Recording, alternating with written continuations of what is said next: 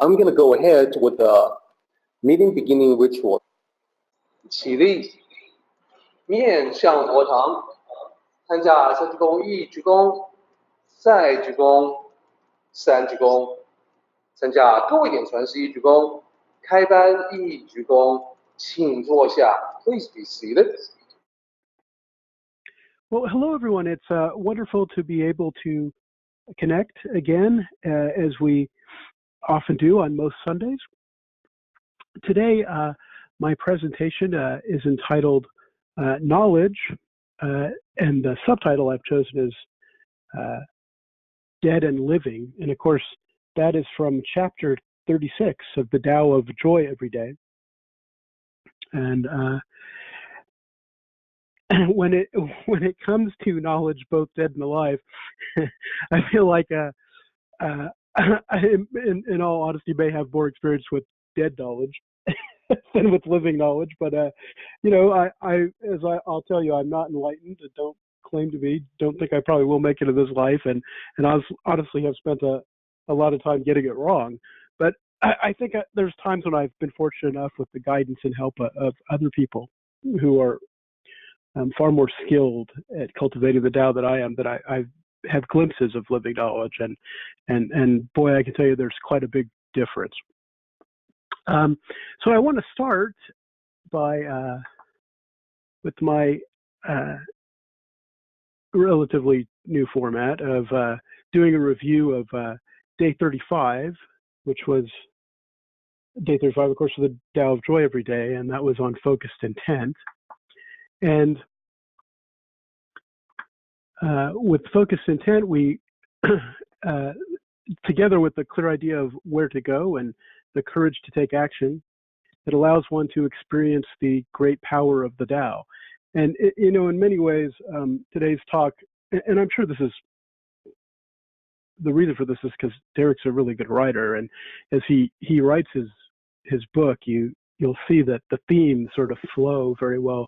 One part of it will flow into the next, and so knowledge and the great power of the Tao is a similar theme that'll appear in today's discussion of day 36.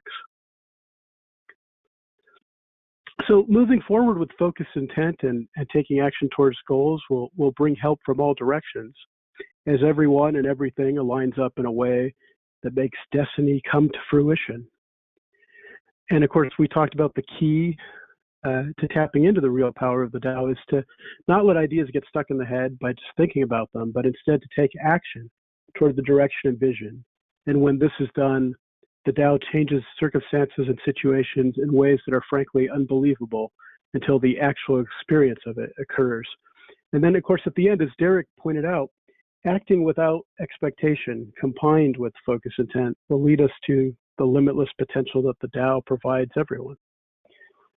That really is sort of what spirituality is about. It's about reaching our limitless potential through what we already have, which of course is our true selves, our souls, or that sacred part of us that's there forever, even long after this physical incarnation that we live in the present time and space of this moment fades away.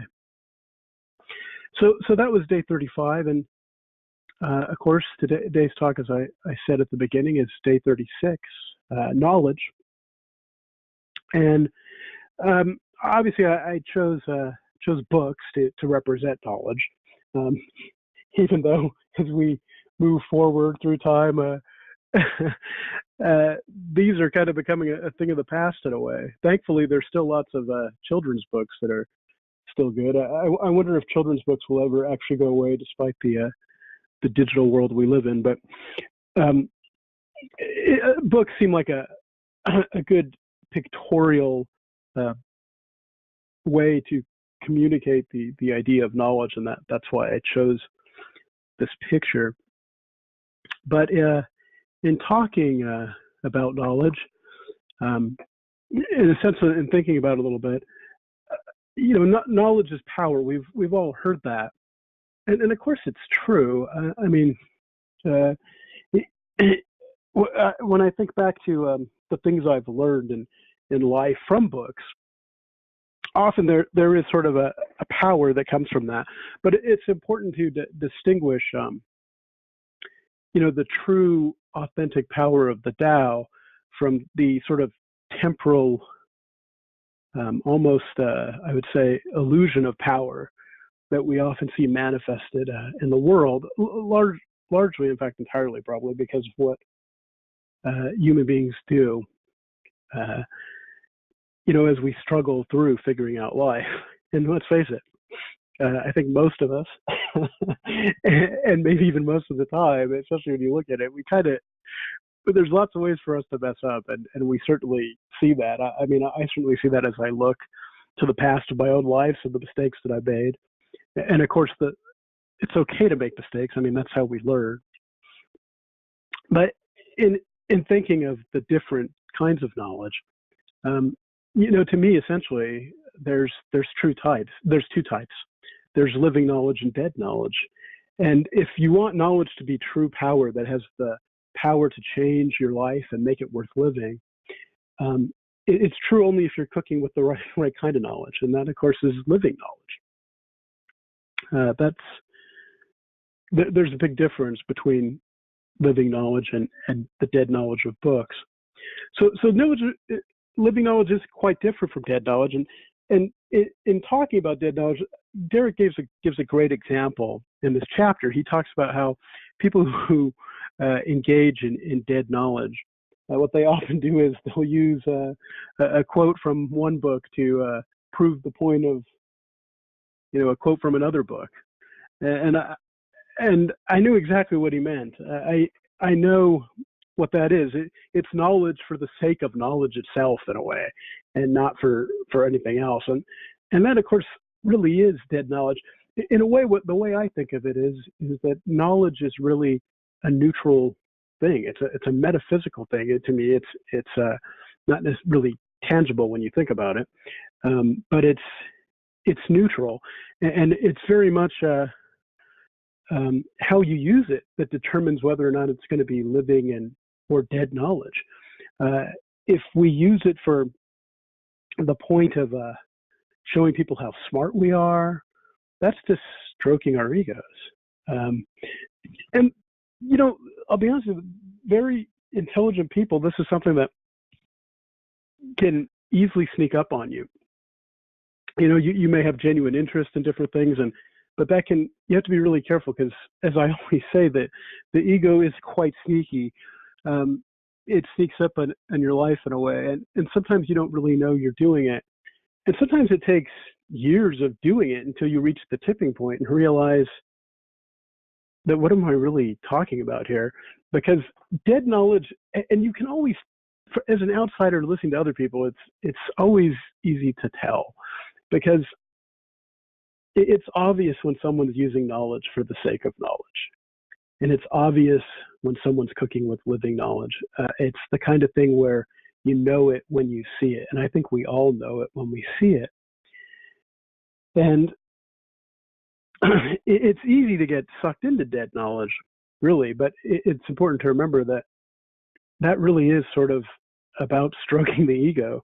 And there's no depth to it. And it doesn't lead to clarity. In fact, when you do that, when you engage in dead knowledge, especially when you try to think about dead knowledge deeply, it just leads to confusion and complexity. Whereas living knowledge, true knowledge, which comes really from the experience of putting what you know into practice, that kind of knowledge is quite different, because it comes from actual experience. And it really is like cooking with gas, so to speak, because it's not the sharing of it or the connection of it with others or the experience of using it in a practical, useful way is not about any contrived objective of making yourself look smart or something like that, or to show off. It's done effortlessly because you don't know you're doing it. You're just using what you know to live life to the fullest And that can be really in any context. It can be in sharing with others. It can be in a task that you like. If you're someone who's into carpentry and you take the knowledge you've learned, which undoubtedly you learned from experience, and you put that to work, you can get great joy from that kind of knowledge. Even to something as simple as, one of the things that I'll share with you that I personally love to do is put jigsaw puzzles together. I love to do it. But if you think about it, when you're dealing with large jigsaw puzzles with lots of pieces, on the one hand, you could say, boy, that's pretty complex. But there's always sort of a procedure involved that you learn from actually doing it. You always put the edge together first. Then you look for parts in the picture where the colors are the same, and maybe you group colors together next, and then you group shapes of pieces together, and then through the actual action of trial and error, you put together the beautiful picture that you chose in the first place when you were at the store buying the puzzle. And it's funny. I like this example because for me personally, one of the things I love to do, though I don't do it anymore because it's hard to do when you have small children, but it's wonderful to get lost in the activity of puzzling. It's quite enjoyable, and oftentimes it allows you to free your mind and just work on the task at hand. It is a really wonderful thing, and I think that's very akin to putting any knowledge you have, whether it's how to puzzle or how to do anything. If you take that and you put that into the action of actually doing something in the world, and that can be anything from, like I said, carpentry, or putting a puzzle together, or connecting and sharing with others, or just living life anywhere, or being in nature, or living in a city, or it really doesn't matter. But the idea is it is taking what you know and doing something useful with it, as opposed to just learning so you can know, when really, when you think about the things that you sort of tangibly know, if you really think about it in the grand scheme of things, in the end, what use are they? It's kind of like unspent money, right? In the end, we're all going to die. But the real key thing is, how much time do we have to live? Because none of us really know. And so it's very akin to that. And I think that's the point that Derek makes so well in this chapter. And as always, I want to invite you all to actually read the chapter. Every once in a while, I'll read from it, but generally I don't, because I want you to be able to read Derek's words and how well written they are, and how inspiring they are, and how much he taps into the truth in every one of these days of this book. And so the living knowledge of putting what we have learned into useful, practical action is what brings true wisdom and understanding. Dead knowledge, by contrast, is often just about stroking the ego, which is just a construct that we all created at some point. And generally, the ego is about as useful as dead knowledge itself. And that really is true. When you think about what the ego is, I often think about, like, when does it come about? Because, you think about a baby or a very small child, like a toddler, they don't really have an ego yet. And for those of you who've spent time with children of that age, or if you're a parent and you remember when your kids were that age, or maybe you have kids that are that age now, the wonderful thing about that age is watching the authentic acquisition of knowledge and then the application of it without any ulterior motives at all. That's what children do. They're just there is no ego yet that gets in the way, so they're just sponges that absorb everything and then use it. And I think that's what Jesus was talking about when he said, when he talked about being childlike, and how being childlike, it has a lot of wisdom in it. And it's true, because the behavior doesn't spring from anything other than really the authentic power of the Tao, because there's nothing that's flown in the way yet.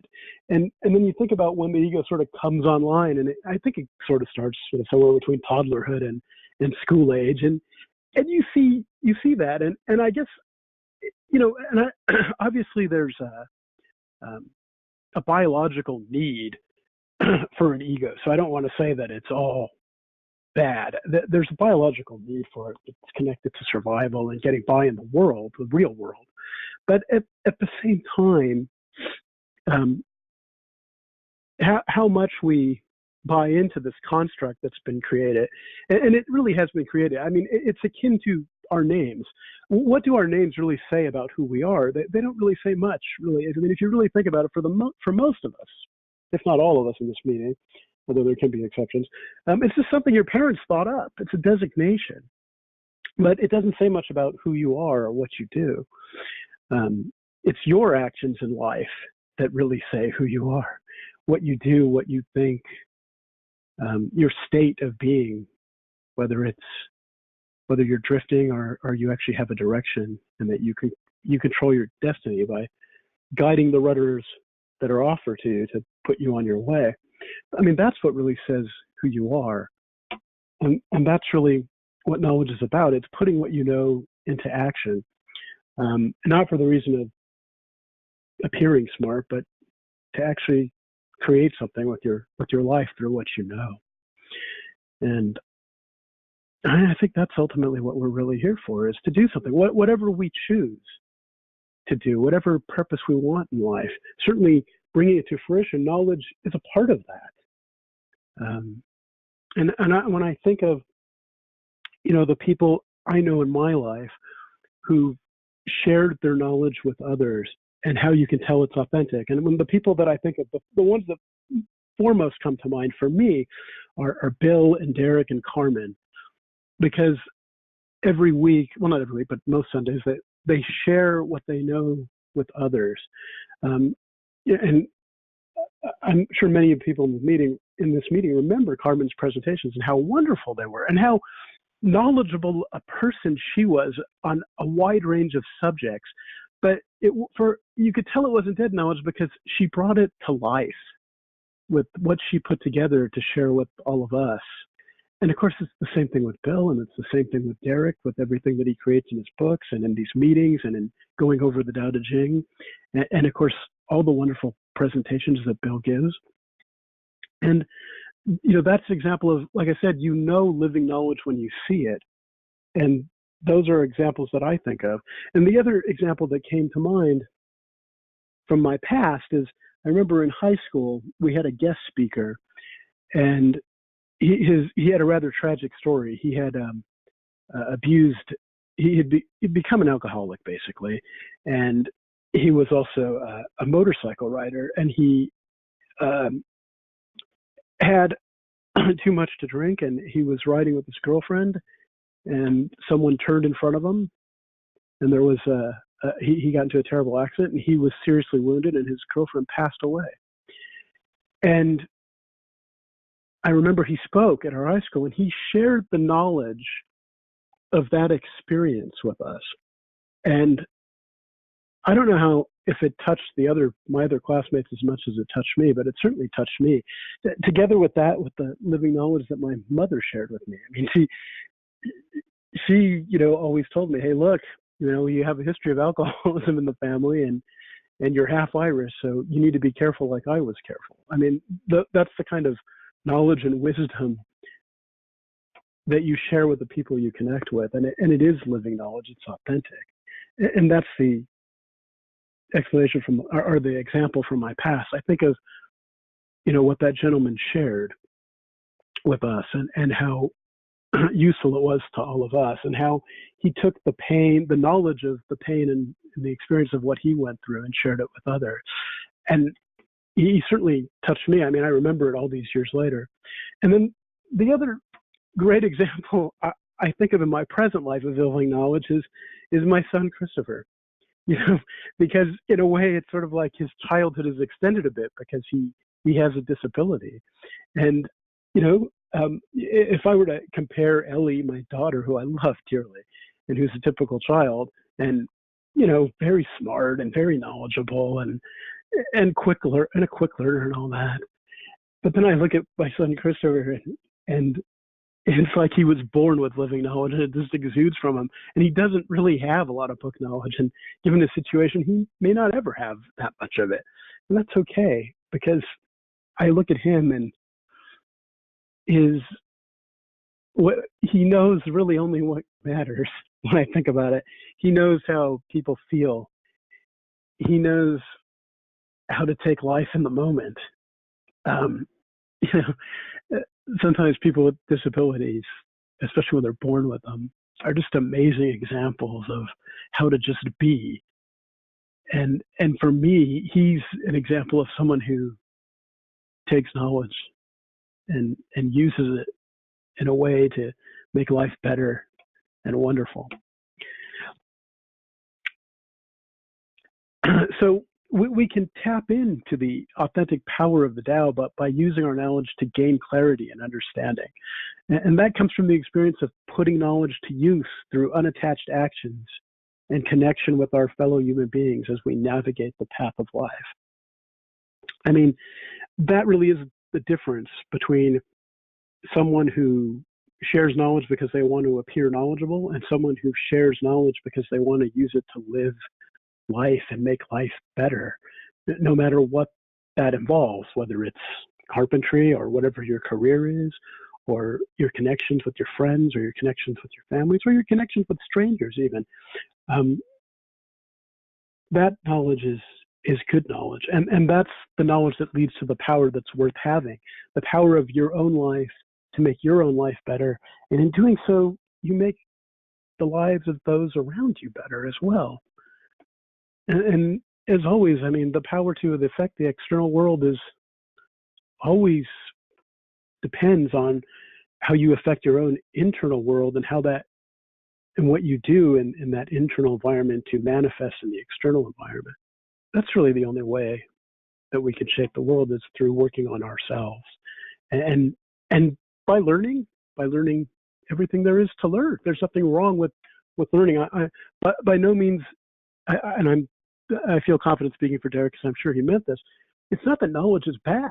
Knowledge is a good thing. It's how we use it. It's one of those things where it's the singer more than the song.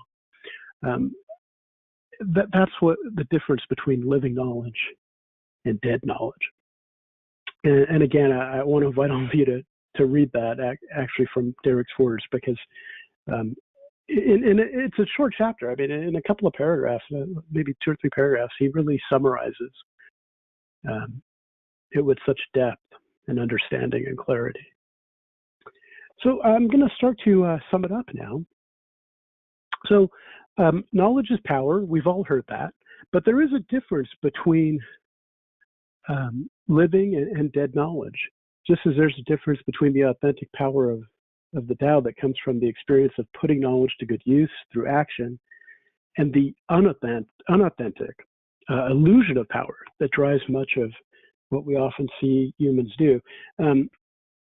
Yeah, I mean, there's real power in a temporal sense, I guess, but it's not enduring. It's fleeting. That kind of power isn't going to last forever. It ends when you die. Whereas the power that comes from living knowledge, you're tapping into the eternal power that's always been there, that is always available to us while we're alive, and that will be available to us after, when we're done, or when we move on to the next life, if that's what it is. That's the real difference between living power and dead power. And pursuing dead knowledge leads to complexity and confusion. The more you acquire knowledge just for the sake of acquiring knowledge, you realize that it really does. You realize how complex it is and confusing you'll make yourself. But when you acquire knowledge more for what you can do with it and how you can make your life better and the lives of other people better, well, then it's quite different. Then you gain clarity and understanding, and there's worlds of difference between the two, and it's easy to see. I think we all recognize it when we see it. So sharing dead knowledge is a way of stroking our egos, really, which also offers no help with actual spiritual growth. True growth happens from the wisdom that comes from putting knowledge into useful, unattached action, to doing something with the things we've learned in life. And it doesn't matter if those things are learned from books or from experience or from anything. It's what you, regardless of how you acquire the knowledge, it's what you do with it that makes the difference, that makes the determination to whether it's going to be living knowledge or dead knowledge. So living knowledge offers clarity and true understanding, the understanding that comes from taking our knowledge and putting it into action. This is a practical, useful knowledge that can be used to create effortless joy and happiness. Living knowledge is akin to the joy we experience when we are close to nature and the happiness of sharing moments of connection with our fellow human beings. And that's the kind of knowledge worth learning about and worth holding to and worth sharing. And so, as always, I want to start to wrap things up, and first with an invitation. If you've learned from the Tao of Joy every day, perhaps you'll want to share what you've learned with others by presenting on one of the 365 days in the book. Or if you've just learned anything about the Tao, it doesn't even have to be in the context of a chapter in the book, but just anything that you've learned that you might be able to share with others. I know many people in this meeting are far more advanced in cultivating the Tao than I am, and certainly I encourage you to share those Tao insights, what you've learned with others, as it will deepen not only their understanding but your own as well. And so, as always, I'll end with a book recommendation: The Tao of Joy Every Day, a great book to use daily to help one study and learn the Tao teachings and put them into action. So there it was, day 36, Knowledge, Dead and Living. Thank you all for listening to what I had to say today. I hope I said something that was of use, and I hope you all have a wonderful Sunday. Thank you, Alex. May I request your wonderful summary up on the screen again? Oh, certainly. There we go. Yeah. So a couple of thoughts as they come to mind. When Alex talked about sharing the Tao, I want to just emphasize to everyone that sharing the Tao has one magical effect, and that is it brings people closer together. So that being the case, sharing the Tao is great for relationships. When you talk about the Tao, you reveal a deep part of yourself to someone that you trust, to a friend, to someone that you feel may benefit from the teachings just as you have. So I want to challenge everyone to find something in the Tao to share with a loved one. I think that it's one of the most meaningful things that you can do, especially in the holiday season, the season where we're all in touch with family and closeness and building relationships. The other thought is that without a doubt, the Tao is about practical, down-to-earth, usable suggestions and discussions and actions. So later on, when I get into my presentation, that's going to be my focus as well. Specifically, after we have talked about the meaning of the different lines from last time, today it's important for us to dig into some of the crucial questions in life. As we go about life, and I know that sooner or later, someone is going to come along and criticize. So we've all seen it, we've all experienced it. Some of us handle it more gracefully than others, probably not me, but that's a common experience for all of humanity. So a very practical, down-to-earth, usable discussion would be, well, how do I handle criticism? So that's coming up. Before we get there, let me also chime in on what Alex said about dead knowledge. So when I think about dead knowledge, I oftentimes think about outdated knowledge. So knowledge can quickly become outdated, especially nowadays. Think about the progress that we have seen in technology. I mean, it wasn't that long ago when Bitcoins did not exist. Suddenly we're talking about it. And wasn't that long ago when, not everybody had a cell phone. Now everybody does. Practically everybody does. So the world, the technology is moving in a lightning pace. And I want to use Alex as sort of a personal confessional and just say that once upon a time, I too hoarded dead knowledge, knowledge that became outdated. So the example that I have in mind is that there used to be multiple boxes that I had in storage. Most often I had it in my study. Sometimes I had it in my garage. These boxes were really heavy and they contained magazines. Yes, I had a huge collection of computer magazines, and now I realize that nothing in the world get outdated quite as quickly as those computer magazines. So just to give you an idea, I have massive collections of multiple magazines. I had PC World, I have Mac World magazine, I have PC Magazine, I have Maximum PC, Computer Shopper, especially Computer Shopper. It's really thick, full of advertising, and I just loved it. So I held on to all of them. I kept them in like new, mint condition. And, I thought of them as a resource that I had.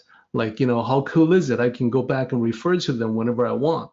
And years passed, I realized that I've never actually once gone back to my storage of magazines to refer to any back issues of any of the magazines that I had collected. So they were literally sitting around doing nothing. They were dead weights.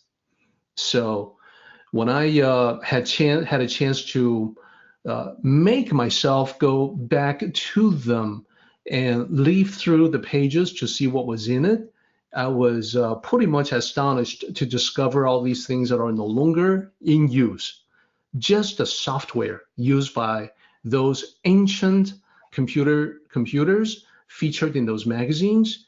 I mean, my own computing history goes back to the days of MS-DOS, IBM DOS, Windows 3.1, Windows 95, Windows 2000, Windows NT, Windows XP, wow, Windows Vista, all these operating systems that nobody uses anymore, practically nobody.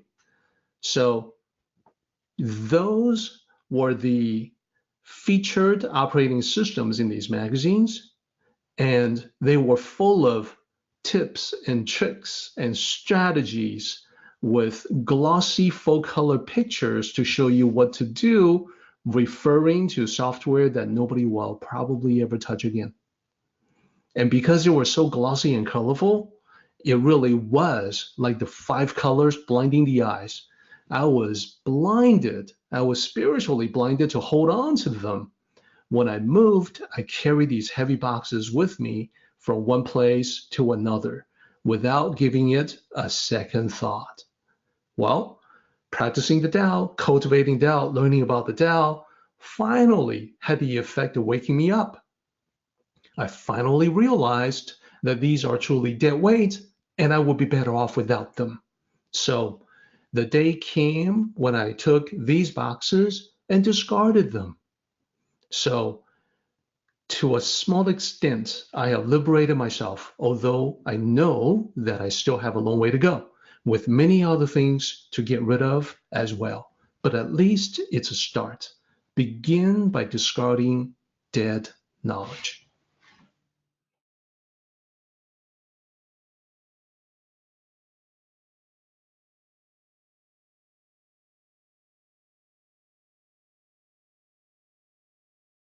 Let's go ahead and do the meeting ending ritual, everybody. 起立，面向佛堂，持架深鞠躬，一鞠躬，再鞠躬，三鞠躬，持架各位顶传十一鞠躬，斜翻一鞠躬。